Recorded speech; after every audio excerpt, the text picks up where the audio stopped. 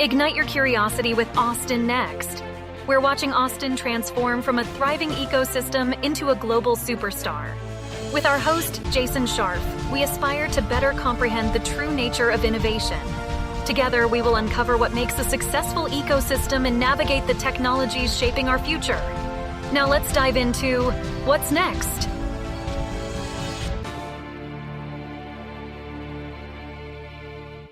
What ties Israel, the startup nation, to the Lone Star State? We're witnessing a growing nexus that crosses tech, cultures, and economic verticals. To explore this emerging relationship, I'm joined by Tal Shmueli and Simone Ledeen from Texas Venture Partners. They're at the forefront of catalyzing this intersection between two innovative ecosystems. Tal Shmueli is the co-founder and managing partner at Texas Venture Partners. A serial entrepreneur, Tal has built and led several companies and served in executive roles at various venture-backed startups, including Magical's head of strategy and operations and Jolt's head of global expansion. Tal joined LinkedIn as its first Israeli employee, where he spearheaded the company's entry into the Israeli market. His efforts led to LinkedIn's decisions to open an office in Israel, highlighting Startup Nation's pivotal role in the global tech ecosystem. In Texas, Tal founded and voluntarily leads the Jewish-Israeli tech community, which continues to grow under his leadership. Simone Ledeen is a leader in defense policy and national security, with extensive expertise in intelligence, counterterrorism, and emerging technology. As Deputy Assistant Secretary of Defense for the Middle East, she navigated complex geopolitical challenges, including those related to China's rise. Her private sector work included a key role at Standard Chartered Bank, launching a comprehensive financial crime compliance program covering Africa and the Middle East. With foundational experiences in government, including deployments in Afghanistan and Iraq, Simone's work continues to shape national security through advisory and consulting roles in defense technology investment. Texas Venture Partners is focused on Israeli startups. Walk me through the connection between Texas and Israel. Is it really just that you're all here and that's the focus, or is there something deeper?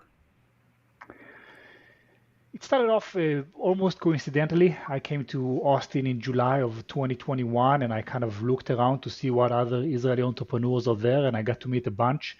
We started going out to dinners, and fast forward 3 years, there's hundreds of us building and scaling companies here. And about a year ago, when the war broke out, we realized we have all of this social capital, we have all of these resources, and we're trying to do what's right for the country we love, which is Israel. And in that point, we also realized that donations will only take us this far. Donations are not regenerative, they're not growing the Israeli GDP. And so we decided to do something else. And together with our general partner, Lauren Abney, who's also in Austin, we started Texas Venture Partners. And the coupling of Texas and Israel feels almost intuitive. But when I have to put my finger on it, I guess it comes down to two states that are enterprising, freedom-loving, entrepreneurial, risk-tolerant. We share those values. We're very economically driven, and those values alone are enough to kind of facilitate that connection. Some of the cowboy ethos lives in Israel pretty wildly, that independent mentality of we can do it on our own. And between that and the moment we found ourselves in time, Texas Venture Partners just came about. I think as well, in addition to all of that, which is, I think, a really strong background for why we're Texas Venture Partners, I think also, I mean, just traditionally, historically, pre-October 7, Israel and Texas have had really strong trade relations in a number of areas, including electronics and healthcare tech and cybersecurity. So I think there was a good foundation for this already, and this is something that we're building on. Has that traditional connection you said between these different industries, is it been commiserate with the size of Texas and similar you would see in New York, Florida, in California, like the other big economies, or has there been something different in Texas? Has it been like, over-indexed or for the size? I would say that. Sorry, Simone, take it away. No, please. Go ahead. All I was going to say is I think, we in My Texas, there has historically been this export trade, but from Israel gets the benefit of exporting these products here, including medical devices and defense technology. And what goes out from Texas, electronics, machinery, chemicals. I think, Israel is such a small country. I think the state of Texas is much bigger than the entire country of Israel. And so obviously, do the math on the size of exports and imports. But I think if you take that as kind of a starting point in terms of the importance of these trade relationships and what they mean for the state's economy and for the country's economy, I think actually is quite significant, even if the numbers themselves are maybe not that big. And I want to double down on the Israel perspective of that collaboration. Traditionally, Israeli entrepreneurs found themselves going either to New York or California, established Jewish communities, places where it's convenient to raise a family. And this is, you wanna claw as much freedom as you can as an entrepreneur. So if I can go to a place that I already have a community there, they already kind of some paths have already been laid out, I'll go there. But Texas always had all of the components to be I don't want to say the next Silicon Valley, but the next version of it. And I think what it lacked maybe is some of the density and some of the momentum. And you look at COVID and what it's done to the economies and the ecosystems, both in San Francisco and California and New York, and how it kind of pushed people outside of those states, and they came to Texas. So between that and then you show up and you realize this is actually quite a great place to do business in, and this is a fantastic place to raise a family in. So couple that with the sentiment in those states following October 7th, and Texas is an inevitable outcome. It's the safest place and most convenient and comfortable, probably the best platform in the world for business, especially if you're Jewish or Israeli. So, Tal, when you said when you got here and you looked around, you met a lot of other Israeli entrepreneurs. From your sense, is it mostly in migration within the United States? It was Israelis that were already here moving from other states, or was it, direct, international migration, Israelis first time coming from Israel and ending up in Austin? So by a lot of entrepreneurs, I mean 4 other people. 3 of them are San Francisco folks who just had enough. It wasn't the place for them. They've seen enough and they had it. They wanted to go to a place that offers them more for their money and a better lifestyle opportunity. They found it here. The 5th one came here for tax reasons. He had a significant exit, and he said everyone told me I should come to Texas. And when I challenged, he says, "Oh, so you know people here? They told you to come over." He goes, "Man, I don't know anyone here. It's my accountants who said that." So that's the reality of it. But it's funny. It's since then, and obviously since when you and I first met, that there's been quite a few Israelis here, and much more than I would have expected. When I moved here. What is your sense now, though? Is it been coming from other places or coming kind of internationally and setting their foot down? So 2 things have happened. One, if you're already in the U.S. and you're kind of questioning your life choices, Austin became the way you phrase that. Austin became a reasonable place. It became a sensible place. You've heard so much about it. You are at the very least curious about it. So you'll come and you'll check it out. And guess what? You'll probably fall in love as long as you didn't show up in like August. So that's one thing. The second thing that happened is that Israelis who are living in Israel and working in Israel realize that, oh my God, if I have to choose between the cost of living in San Francisco or the hectic life in New York, there's a third option. It's called Austin. And I started hearing that name quite a lot. And once they reach out and they pick up the phone and they call either me or Simone or Lon and they're asking us about what's happening, we kind of tell them what our experience is like. And by the end of the call, they're like, I guess we're going to have to check it out. And they end up doing that. It got to the point where one of the universities in Israel, who usually takes their MBA students to San Francisco and New York, they're like, guys, would you come and pitch Austin to us for our MBA program? We've heard great things. It seems like it's up and coming. We're interested. So naturally we did. And if it wasn't for the war, we'd have already seen the first cohort of MBA grads from Israel coming to Austin. God willing, it's gonna happen November 2025. So I want to kind of focus in a little bit on the firm itself, and the just looking for the website. Like the thesis says, we invest $1 to $4 million in early stage Israeli defense tech startups and help them break into the U.S. and scale globally. So, how do you interpret that scope? Is it a very broad scope? Is it very narrow? Obviously, defense tech can be taken in a lot of different ways, from kinetics to cybersecurity to help me frame that. To me, I think our starting off point is this publicly available kind of published list of investment priorities from the US DoD. There's a list of 14. Anyone in this field is aware of them.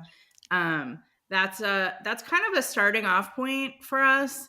I think there's some areas where, as we've been listening to a lot of pitches and kind of learning the environment in Israel and what people are really focused on building there right now. It's helped us to maybe narrow down where we want to be. But I think initially for us, that list of 14 is really the starting point. And to consider other tech outside of that, I think it has to be pretty amazing for us to do that. But isn't my understanding of the you're talking about the DoD's critical tech list? Yes. Even that is pretty extensive and goes into things from, like, correct me if I'm wrong, like, you have kinetic, you have quantum, you have cyber, you have health. Like, it's a pretty widespread list. Very. And so thinking that, then, I mean, from an Israeli perspective and the startups coming out, are there particular areas or sector, like, is there a sweet spot for Israel? Like, is there specific things that it's really good at, given the nature of, what it faces, or the types of talents that it has, or the types of universities?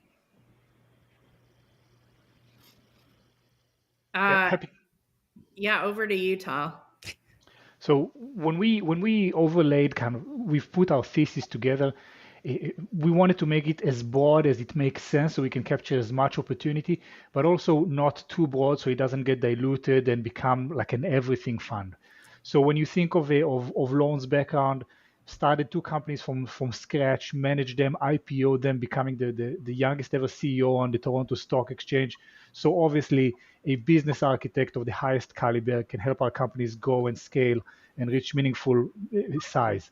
You take a Simon's background, former deputy assistant to the Secretary of Defense, in charge of the Middle East.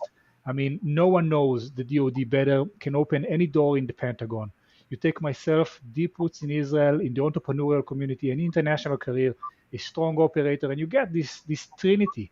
And within those trinity, what we did is to take those technologies that Israel can export, cyber intelligence, electronic warfare, sensors. The list goes on. I can go a little deeper. And then we overlaid it in front of what the DoD looks for. And that sweet spot is what we invest. So these are software and software enhanced products. These are, I mentioned cyber intelligence. Personally, for us, when we're looking at cybersecurity, it's not something we're interested in. We believe that field is priced out. The good opportunities are probably in places people have spent less time looking at. We look at trusted AI, at autonomy. You're looking at directed energy, future generation wireless technology. These are all things that Israel needed to figure out as a country fighting for its survival. And as it happens, it's within the interest of the DoD to procure and develop these technologies themselves. So this is where the 2 theses converge. So has that generally been that Israel's particular tech stack and defense stack is being, given its situation, is so unique, and that fits well into the areas of gap necessarily that the U.S. has in the critical technology? So there is that kind of that bridge, saying, like, okay, it's the kind of the list that you said, like, here's where those things fit, and here's where that kind of nation. Because one of the issues that I've seen in the Israeli startup market is, given the size of Israel, you can't build a unicorn because the market's not big enough, right? Like you can't scale to that size. So you have to be able to break into other markets. Please correct me if I'm wrong in this case. And so here it's where here you have to be able to then move into these other markets. So Israel is an export-driven economy. It's a 8 million people economy. There's only so much software you can sell in a country this big, right? So naturally, it's very much export-driven. That's part of it. I think the biggest appeal, and that's something that Simon speaks about a lot, is that it's also the best field testing lab in the world for military technologies. And I think that's probably the bigger deal that's happening here. So maybe you want to speak a little bit about that, because given your background, the work on the Abraham Accords, etc., there's plenty to say. Yeah, I mean, I think you laid it out really well, Tal. I mean, fundamentally, there's been this, very long, very slow procurement process that we have here in the U.S. I have no idea what you're talking about.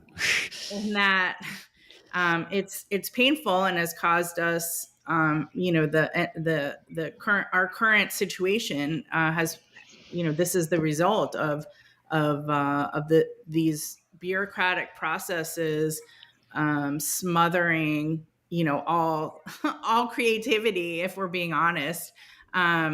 And the bureaucratic hurdles that have been insurmountable for many small companies, regardless of where they're from. And I think that not just me, I think we all see that that's changing, because it has to. It's not enough yet, but at least I think we've turned the corner. But so within that process, there's this standard way that foreign companies can start to engage with the Defense Department and start to, perhaps be looked at for acquisition or for, to sell their products, depending on how sensitive they are, et cetera, how sensitive the tech is.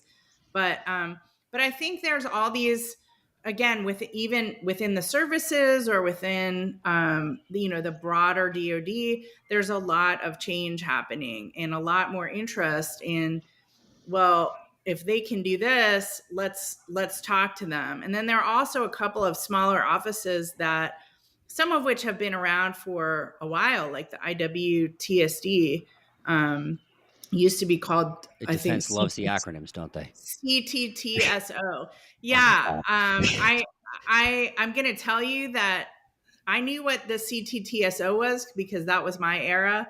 But now, the Defense Department, it's happily we've solved the terrorism problem, and now the Defense Department is focused on irregular warfare instead. So it's the same office, but now they do irregular warfare technology, basically. And that's a great entry point for Israeli companies and for some other ones. And that's really where they've gone historically. But the point I'm trying to make is that there are a lot of opportunities now that did not exist before. And you don't have to necessarily go to an office that you need to be somewhat of an expert to even learn about. And there are many more entry points, because there's much more interest in just winning. We need the technology that's going to beat our enemy technology. Who has that? Who's building that?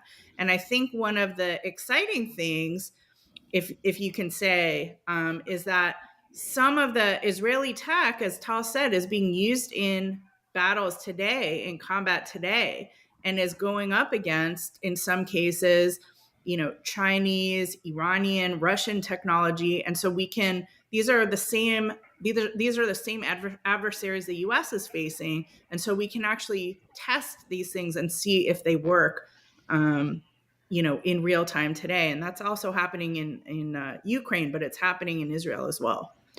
And Jason, I want to just kind of, like, for the record, speak about Israel's ability to produce unicorns, because I think what we're seeing now in the defense sector is it's happening now. It feels kind of new. We have Palantir, we have Anduril, but now it feels like it's being mainstream. So when you think about Israel as a unicorn factory, it's like the number one in the world in unicorns per 1 million residents.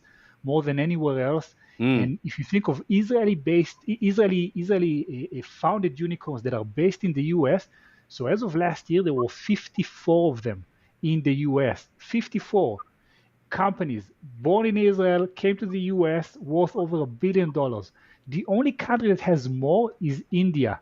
But take Israel's 8 million residents compared with India's population, and you get a country that is a unicorn machine is probably an understatement. And if I can use this to tell you what my fantasy is for kind of the collaboration of Texas and Israel, so I would very much want us to host the first unicorn rodeo, taking the best of both cultures and celebrating it. So you heard it here first, and hopefully this time next year we would have done it. Stop us wearing cowboy hats. There you go. Yeah, and I want a unicorn belt buckle. Let's see how that goes. Well, it's the thing.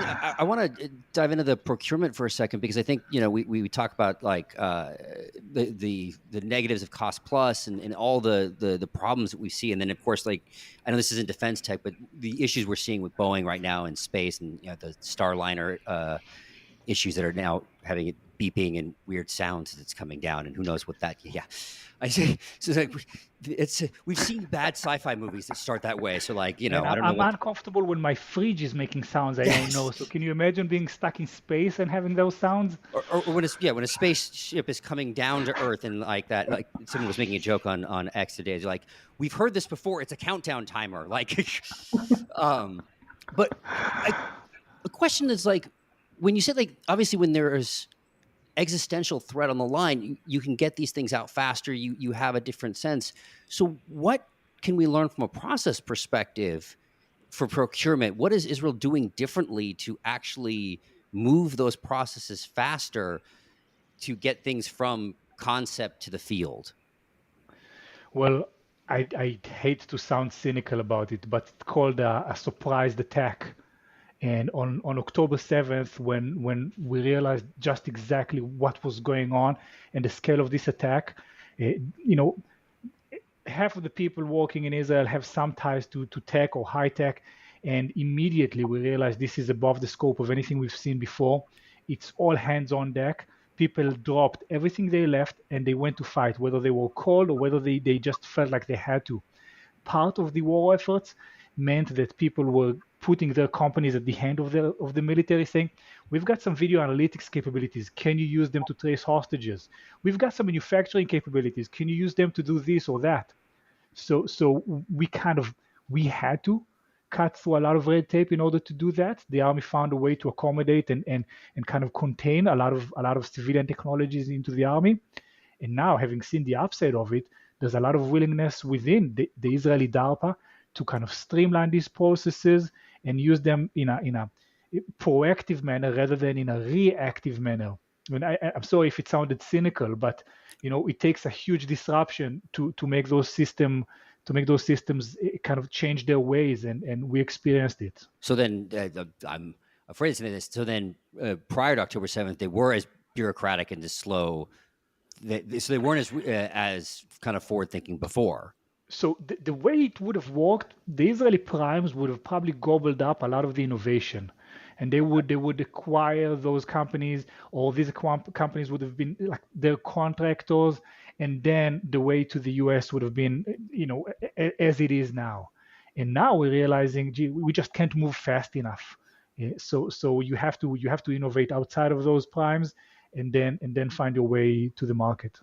So then, with all these new offices in eye charts and acronyms that I can't say, so what is kind of then the market in the way to the market here? And is it kind of going directly? Is it working with the old primes? We talked about like Palantir and Andro. Like, is it kind of these up and coming primes, or I don't know how we want to classify them? Because as we even said, the U.S. defense tech market has drastically changed because we've now had this whole new wave of amazing companies kind of coming in and like royally disrupting kind of the legacy primes in the best way possible. So how does kind of these new companies, these Israeli companies, kind of fit into this equation? I mean, from my perspective, and this is, when we're working with the companies that we invest in, it's like all of the above. keep throwing the sticker up against the wall to see what sticks. I think in many cases, and this is also just because of how we decide what we're investing in, there's already like a clear requirement for the technology that we invest in and for what is being built. So there's kind of a clear entry point if you're doing it right. But again, there are always new requests for proposals that come out. There's new, you have 2 weeks to respond to this. We're looking for tech that addresses A, B, C, D. That sort of thing you can't really predict.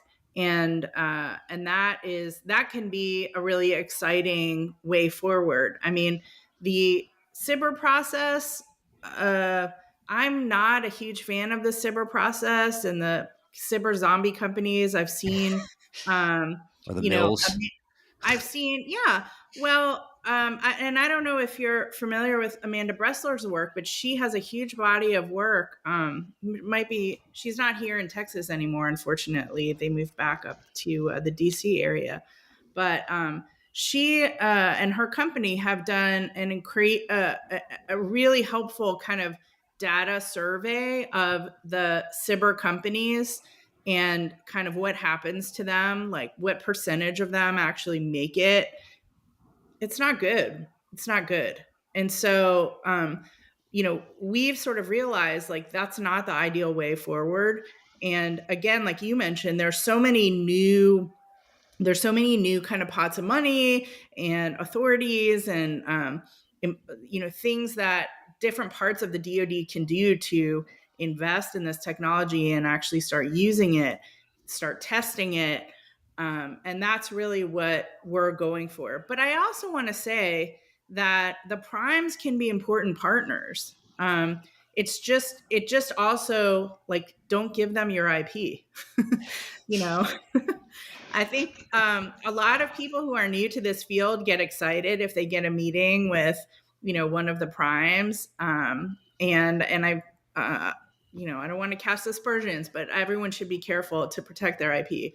And so I think that's an important point. But that said,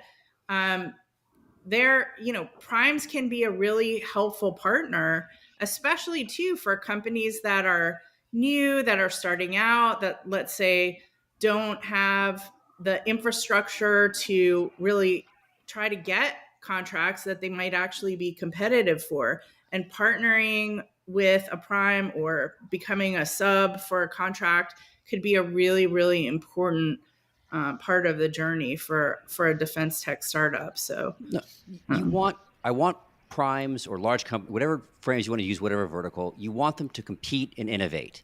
It's when they say, I deserve this, I'm large, I'm big. That's why those are the companies that need to be, fall and taken out. I could not agree more. I saw during my time at the Defense Department, there was this type of missile that one of the primes was making, and it was very, very in demand by a number of, an important country in the Indo-Pacific and an important country in the Gulf. And this company was 2 years behind in production of these missiles. And both countries needed them like yesterday. And one of them had even paid a one-time non-recurring fee for standing up a factory.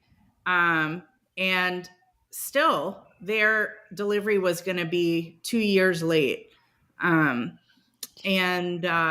that's not acceptable. I've heard Trey Stevens from Anduril and Founders Fund talk about this and actually get into the details of why some of these things are so broken. These processes are so broken, even on the manufacturing side. And a lot of it does come down to software engineers and the quality of software engineers that some of these primes manage to hire, because a lot of the most brilliant software engineers don't want to go work for a defense prime. They want to do something sexier and more exciting. And it's great to see that some of these brilliant minds are coming into the defense space, maybe not into the primes, but as founders. And I think that is part of what's driving this disruption, globally, not just in Israel or here. And that is really wonderful and exciting to see. And I think that the collaboration between some of these Israeli founders and builders and the community that we continue to build here, I think they're going to create some really amazing things together. How do you think about, though, the defense innovation cycle? Because we've talked a lot about here, this list, this RFP, we want this, we want this, we want that. And we like the joke, I forget it was Henry Ford or whoever it was, like, if we had asked what they wanted for, if we asked for cars, they would have said we wanted a faster horse-drawn carriage, or they wouldn't have wanted the iPhone, right? And so it's not the kind of iteration. And yes, I do understand that in these cases, the military or the defense industry is the customer. So at least you're getting closer in some of these, but you're not having the type of, I don't want to say spontaneous innovation, but the real creative innovation when you're saying, here's my specs, here's the list, here's the thing that I want, that you get in some of these other industries. So how do we think about, how do we start getting that kind of innovation into defense and saying, like, we got to go, like, let us go over here a little bit and then come back to you and say, what would you do with this thing that you never thought of? You didn't ask for it, but it's completely different. Yeah, I guess my short answer to that would be innovation doesn't start with a spec list. We start with a problem that needs an urgent solution, and then some of what we're seeing now is, okay, we're seeing this problem with the border where there's tunnels that's going under, and we don't have the technology to solve it. Maybe I can take this construction tech company that developed something to find sinkholes in construction site, convert it for military use. So we have something, we have a component of some kind, and we're trying to make it work for a certain industry, and then a problem comes up, and then the spec list comes in and saying, guys, but can you do this in the dark? Can you do that under fire? Can you do that? Can you produce 10,000 units of that? Can you make the range bigger? So at least in the Israeli use case, problems that find solutions either on the battlefield or shortly after, all technologies that are around because of the country's density. You can't disappear. Things happen, you know about them. I am probably 2 WhatsApp groups away from like the commander-in-chief of the IDF, right? It's like, it's weird to say, but if when I served in a special forces unit in the Israeli army, and if my mom could find my platoon commander and have him pull me out of the bathroom because I didn't call for a week, okay, true story, then innovation will find its way, and if not, Israeli moms will find a way. I believe that, when it's fun. See, that's when you have that kind of. There's the question of, one, that tightness, right? A country of 8 million, and the tightness, and then the all hands on deck. You talked about that situation post October 7th, but then you have when you kind of port that over to the U.S. and the extraordinarily bureaucratic nature. Like, I would love that situation. You said, like, hey, we have this issue, and on the border, let's think about the construction company. And from my, obviously not in the defense industry, but kind of thinking before, that doesn't feel at all the way it is. I wish that was kind of the way it was. Instead, it's like, no, here's this extraordinarily long spec sheet, or even the same. I mean, we see the same kind of thing in, it's kind of off a little bit, the same thing in regulation, right? Which is, hey, here's the fire door that we want. And instead of being, we want a fire door that is, stops the fire, it's like, no, it must be this thick and this tall and this, whatever. And so the question is, and some of this maybe more towards you, coming from, deep into that kind of more the bureaucracy, so I guess say. Maybe frame it as a top-down innovation versus the bottom-up, which is kind of the perspective I represented. I think, speaking about top-down innovation, no better person than Simone. Yeah, or how do we push them to be more bottoms-up? I mean, I suppose there's sort of 2 different things I'd like to say about that. First of all, going back to an earlier discussion, when you look at the model that the Israelis are using, where it's a true public-private partnership, where technologists and founders at very early stages can actually go bring their tech to the government, to the different units within the defense ministry and IDF, and actually like they'll use them, they'll test them, they'll see, and they can actually there's competitions for small investments, but still that's like for companies that win even these kind of small competitions, that's a kind of an important check mark that this works, and it works, and it's an area where we need further development. Where can we do that right now in the US? I mean, there are certain competitions, there are certain things, but where you can go compete. But if you're not in the know, you would have no idea. You need a me to kind of guide you and introduce you and show you. And that it should it be that way? I'm not convinced that it should. But and also what I've seen and what I think we've all seen is actually the promulgation of a lot of new organizations. And some would argue that kind of, you're taking whatever pot of money is available and you're breaking it up into a lot of different parts. But who are the deciders at the end of the day? Like, let's take Army Futures Command. Army Futures Command maybe was a great idea, and I don't want to knock them because they're doing some really important stuff here. But they lost a big part of their budget. They are a 4-star command. At the end of the day, they operate like a Army 4-star command because that's how the Army operates. So I want to pause there. So break apart that sentence for me. What does that mean? Like, what does operating as a 4-star command mean to you? Doctrine. There's processes that you cannot, you have to follow. You have to get approvals. You have to work within the system.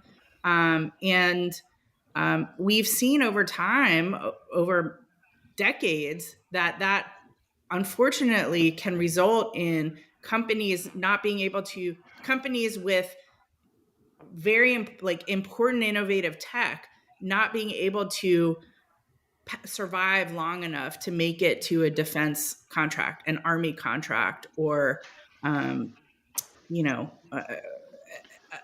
if they're solely focused on defense customers and not kind of first pursuing a commercial application for the technology they're developing and kind of doing that to stay alive. More and more people are building for defense, and they should be, and we need that. But again, how many conversations do you have to have with people in the chain? How many different things do you need to apply for? And then there's also the kind of onerous, important, but expensive cybersecurity requirements, the training requirements, the amount of time that it takes to get a facilities clearance license, which for many companies can be years, and the technology that they're developing is obsolete, but it actually, by the time they get the FCL, but they really needed to get in 2 years prior to be, sort of relevant, but they couldn't clear the hurdle. That's another reason, by the way, for a partnership with a prime, folks that have clearances that can kind of take your hand and walk you through the process, and walk you in the door. But I know everyone has, on our side, we have, and obviously on the Israeli side as well. But for us in the US, we want to win. I think everyone has good intentions, or at least for the most part.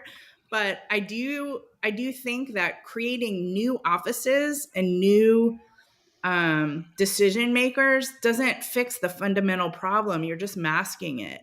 We really need Congress to look at what the requirements are and, frankly, delete them. We need new legislation for how defense procurement happens in the U.S. So I don't blame the DoD for this. They're operating within the box that they've been put in. That's just my perspective. So think about the milestones. When we invest, you hinted to it in the beginning, $1 to $4 million. We invest, for a year. We buy the company a year or two of work, and if they're building for a singular client, and that client's procurement process takes 3 to 5 years, guess what? They're going to run out of money in 2 years, and they don't have much to show for. They're not closer to revenue. They're not. If it's not a dual use company, then you don't know that they could show any meaningful progress beyond the R&D. So it's kind of like building the tunnel on both ends. Either the primes and the DoD need to find a way to make it easier to work with them, and we need to rethink how we're funding those companies so that we give them that extra 6 to 12 months if they need to. So, what is your guys' position on dual use? I've kind of heard both sides from different people. One on, yeah, it's a good idea. Obviously, opening your market, making it larger opportunities. Others, it's it creates certain focus issues, and if you're a defense company, go be a defense company. What is your guys' position? So when we assess a company, we have a scorecard, if you will. Those are some of the things you'd find anywhere, like team and technology and time and timing. Fine, but when you're looking at what we do in terms of the defense angle, so we're looking for impact on the battlefield. How soon can we make it, and how big can it be? Then we're looking at, is this a strategic tiebreaker? How big is the contribution to national security? And lastly, we would say, is there a dual use angle here?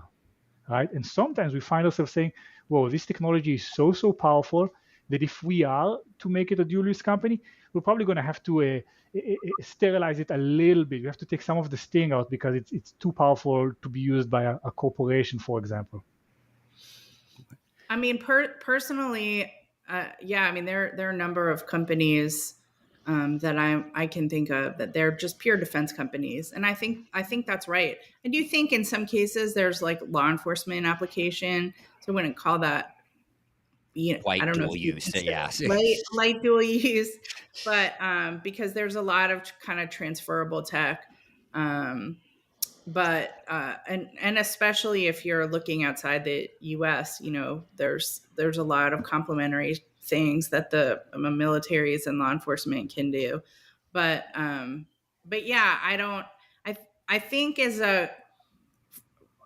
an investor class, most people working in defense technology are kind of graduated from being that worried about a dual use application. Like there are enough requirements, and there's enough demand for defense tech that I don't think you need to apologize for it. I think that's what we're building, and that's what we're investing in. And so I want to circle back to something you'd said about that Congress needs to change some of the requirements. And so this is more of a philosophical question. There, obviously, you're investing in and providing guidance in some of the different things you do as a venture capitalist. How do you see, if at all, the role that you guys play from kind of portfolio wide? Like, do you see any role of trying to kind of clear the path or smooth the path kind of across the portfolio, because some of these issues that you're talking about affect everybody that you're investing in?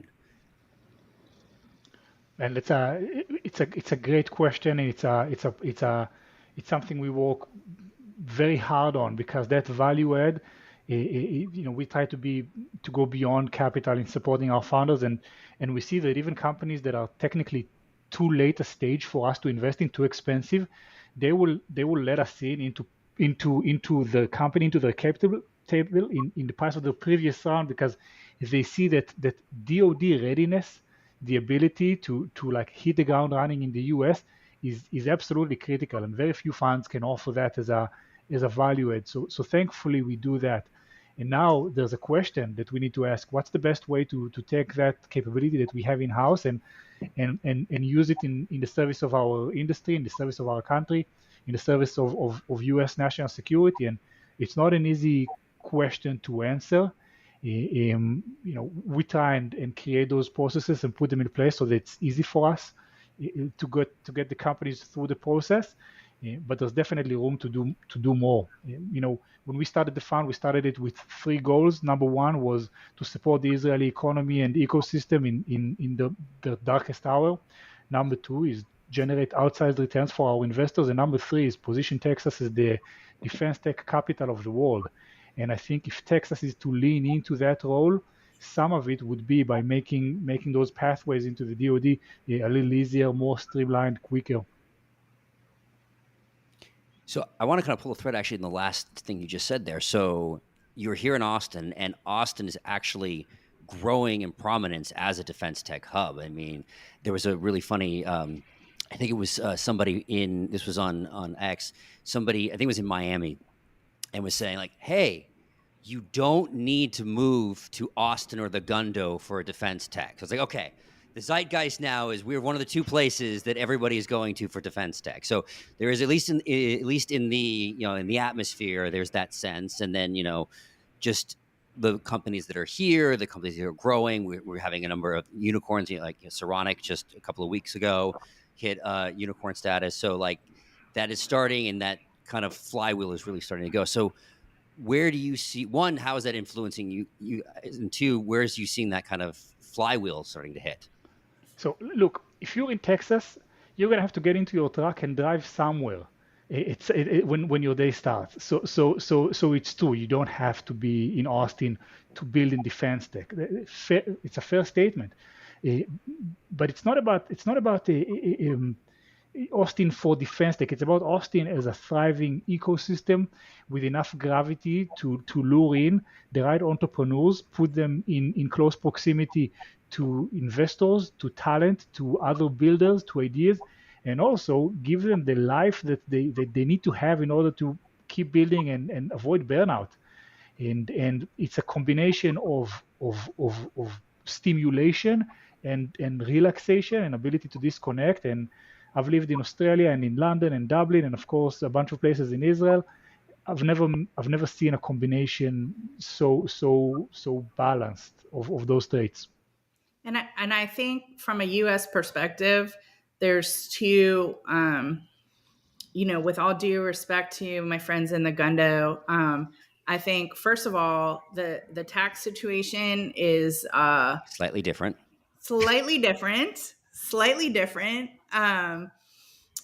I know I always hear about the beaches, and that's fine, but the tax situation is much better. And I don't know a state that is more friendly to veterans than Texas. Texas is so wonderful to our veteran community, and has therefore attracted a huge population of veterans. And especially in my experience, I mean, I did the majority of my career in the government. I spent around the special operations community. And I know there's so many former and retired special operators that live here now. And a lot of them are building. A lot of them are advisors or part of these important defense tech companies. Saronic's founder is a former Navy SEAL. There is a very, very strong community here of people who want to win. We want to kind of looking out at the threats that the United States and the Western world frankly faces in the coming years. Like it's a motivator for a lot of us to get building and get busy. And when you have a community like we do here, where you have the active duty military, you have a lot of exciting, technology, big brains, and you have a really motivated veterans community. And on top of that, you have very patriotic investors who want to put their money into the United States winning. I think that's a really powerful combination. And I don't really know anywhere else in this country where you have that sort of confluence of things. So, and Frank, that's, one of the reasons I mentioned are why that plus my family is a reason why I moved down here.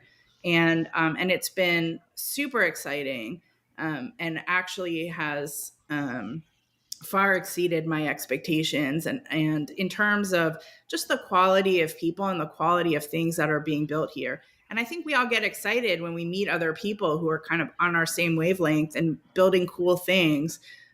It's motivating to be part of that. So I don't see that getting, lessening in the coming years. I think I see that getting stronger and stronger, and we all leverage each other and keep building. So I that's wanna I wanna I think add I that's to think what that. I actually think.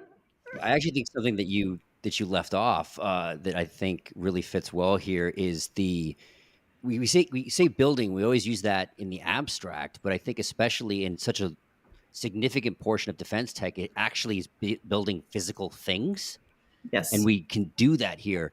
Like, I had some people from the Gundo on, and it's great, but like you're not going to be able to scale the stuff that they're creating in Southern California. You're going to build those factories probably somewhere like here. I keep waiting for Andril to announce where Arsenal One is, and I'm like, be in Austin, put it in Austin. I Um, think we've got a great shot. I what, think we got a great shot, Given Jason. the fact that like half of the rebuilding the Arsenal, whatever the latest one, they mentioned the Gigafactory and Tesla so many times. I'm like, well, you know where the Gigafactory is? I'm just saying, Palmer. Like, it's a good. Like, this is where, but you start having that, right? And then you have like the Hadrian. I always forget, I mispronounce that one, but like they're building their next factory. Like, you kind of see these kinds of things. Or you had Boom. The supersonic building their engines in San Antonio, and you start seeing this kind of stack of we got to build the physical things here.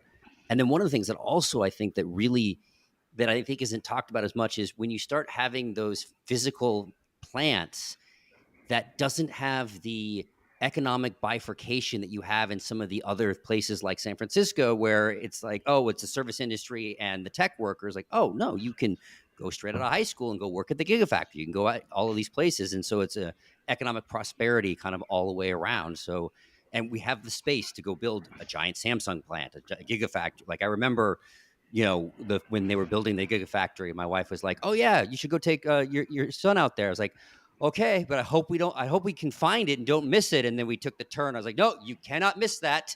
It is impossible.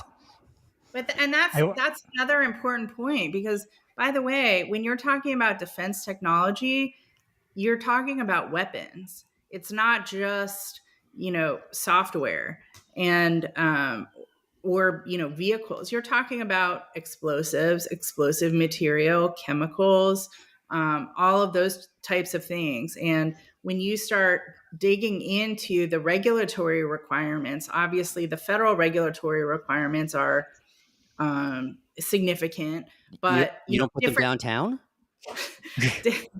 I mean, no, no, but where is there enough space to do that? Where you have the requisite standoff space to build? I mean, General Dynamics just opened a factory for 155 millimeter artillery rounds. They're making those now in Mesquite for the Army. Think about what where can we go next? What can we do next? And I think it's important to understand when we're like I said, when we're talking about defense technology, that can include munitions as well. And I think Texas is a state that understands what the requirements are, and would like lean forward in that endeavor a lot more than California. You know, Guys, I want to add two things on the community building. I know it's maybe a step backwards, but I think one thing that people sometimes get wrong about Austin is they say, oh, we moved to Austin, and then you have to remind them, no, you moved to Texas, you know. And so it's we found ourselves doing that through the community of entrepreneurs we've built here. It's like, guys, it's okay that you live in Austin, but guess where Austin is at? It's in Texas. So a few things come with the territory. It's a lot of territory. A few things come with it. So it's a distinction that we make, and we love the culture here for everything it has, and so we kind of put it front and center for us. And I think the other thing, when you had that guy saying you can build defense tech anywhere, maybe, but you also need to build a life around work, and I think that's what Austin has to offer that other places have different takes on it. So when you take that and you take the military industrial complex and all of its expressions in Texas, I mean, it's a bingo.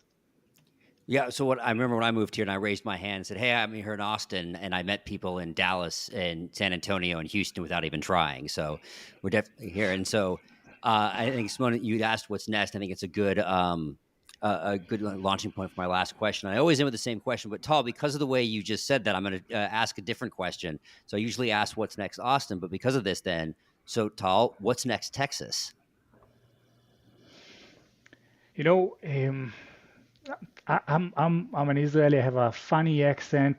What am I even like? I find myself here. I'm like, what is it about this place that draw me to it? You know, what is it? Is it reading Cormac McCarthy when I was 25? Like I don't know where it started for me. But my work here in the last 3 years was kind of isolate those things about this place that I like and making it part of our fund's mission and my life's mission to make people aware of it and come and celebrate and partake in it, because I think Texas has so much to offer, and I think it's well on its way to making that offering more accessible.